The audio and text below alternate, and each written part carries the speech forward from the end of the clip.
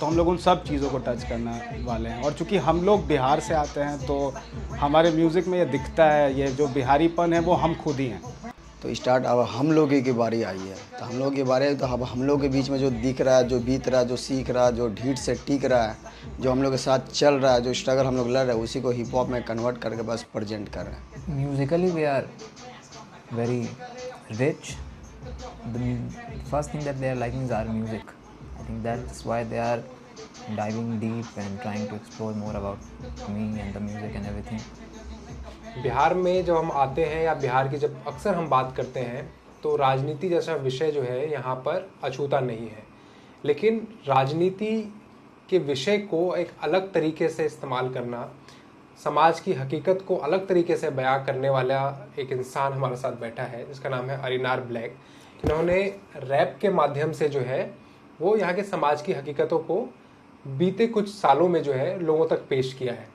क्या कहानी है, रैपिंग का लैंडस्केप क्या है, क्या इकोसिस्टम है बिहार राज्य में, क्योंकि बिहार में इस तरीके की बात करना बीते कुछ साल पहले तक पॉसिबल नहीं था, लेकिन बीते कुछ सालों में कितना कुछ बदला, इस बारे में हम विस्तार से बात करेंगे। तो बहुत बहुत स्वागत है अरिनार Black. Thank you so much. हमें बताइए कि काफ़ी गाने आपके जो है वो फेमस हो रहे हैं, मैडनेस हो, चेंज हो, जनता को जगाओ हो, आपके गानों से ही बात करते हैं हम। उन गानों में क्या है जो लोगों को स्ट्राइक कर रहा है, और ये रैपिंग के माध्यम से आपने किन विषयों को लोगों तक पहुंचाया है? First of all, I really want to thank everyone who is appreciating my music, and I think they are relating not because they only love hip hop or the music. It's also the fact that they are connecting with me with a common sentiment, that stereotypical image and how we are perceived outside our state. So they are relating, like they have like got an answer to rape. I mean, Bihar, I think, has always been lacking authentic representation. So I think that could be a reason. And obviously they are liking the music, they love hip hop, they love the social commentary and all that. But I think more than that, the very important thing is that they are connecting with that sentiment. और अभी तक rap के माध्यम से इस तरीके की commentary नहीं हुई है। लोगों ने यहाँ पर, लोग पॉलिटिक्स में आ गए, लोग ब्यूरोक्रेसी में आ गए, वहाँ से उन्होंने बहुत सारे विषयों पर बात की, लेकिन रैप के माध्यम से ये बिल्कुल नया है बिहार के लिए। तो ग्लोबली क्या हो रहा है रैपिंग कल्चर में, देश में किस तरीके के रैपिंग की चीज़ें में चेंज हो रहा है, और बिहार में आप जो कर रहे हो वो क्या उसका एनहांसमेंट है, वो क्या तरीका है, आप क्या यूनिक दे पा रहे हो अपने लिस्टर्स को? I think the unique, factor is that I am from Bihar. That is the most unique thing for them. Baki to, I think the music that we are making is different, fresh. Although I'm talking about the same thing, everyone has been doing this social and political hip hop all around the world. So it's not very. I think musically we are very rich. The first thing that they are liking is our music. I think that's why they are diving deep and trying to explore more about me and the music and everything. So I think music. और ये music की शुरुआत कब से हुई, इसकी जड़ें कहाँ तक जाती हैं? म्यूजिक की शुरुआत हुई बनाना शुरू किया हमने। कहाँ से इसमें इंटरेस्ट आया? स्कूल से इंटरेस्ट आया। स्कूल में मेरा एक दोस्त है निखिलेश, अभी भी दोस्त है, मेरा best friend. He was actually fortunately exposed to internet and computer and all, and वो सुनता था वेस्टर्न म्यूज़िक।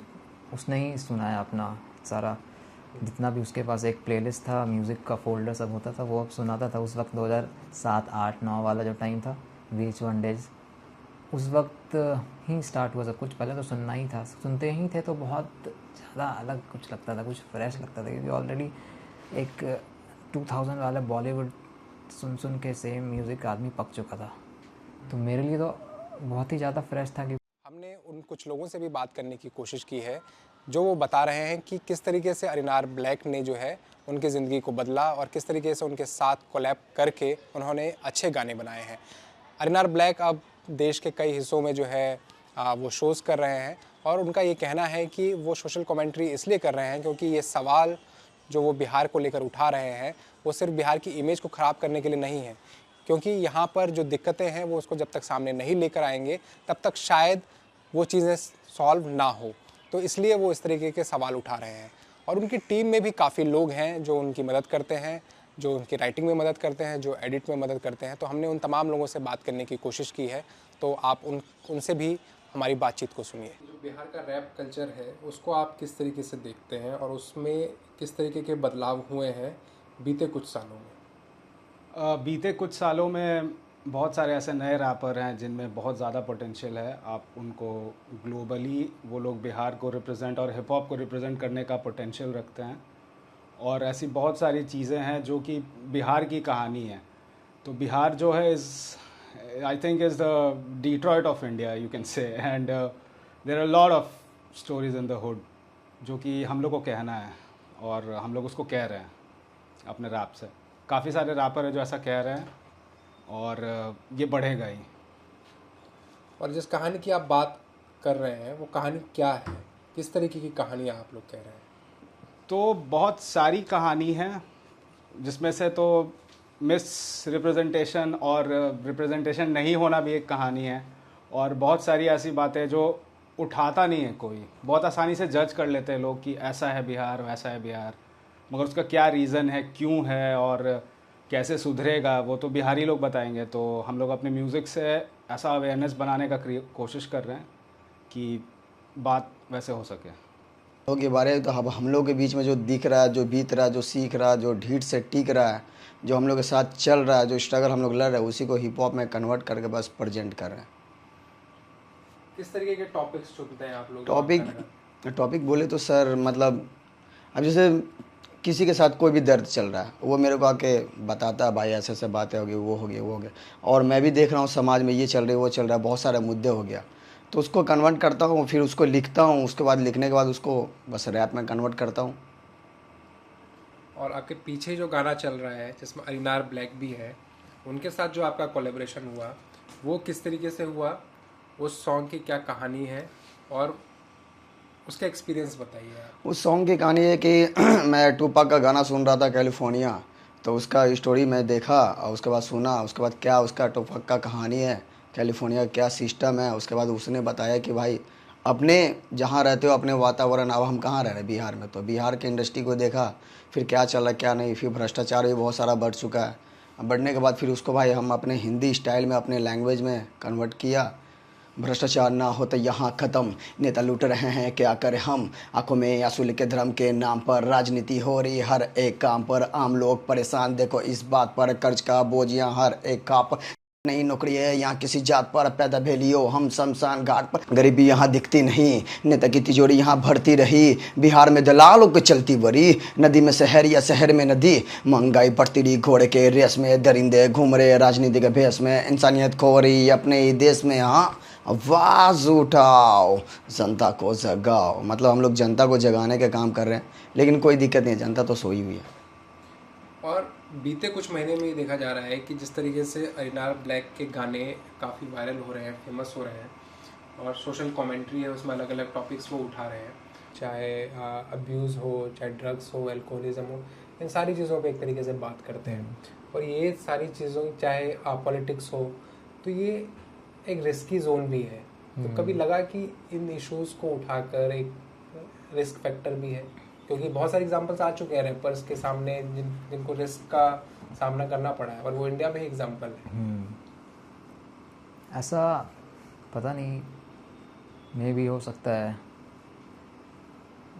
पर I think as an artist what matters to me is my principles, my morals.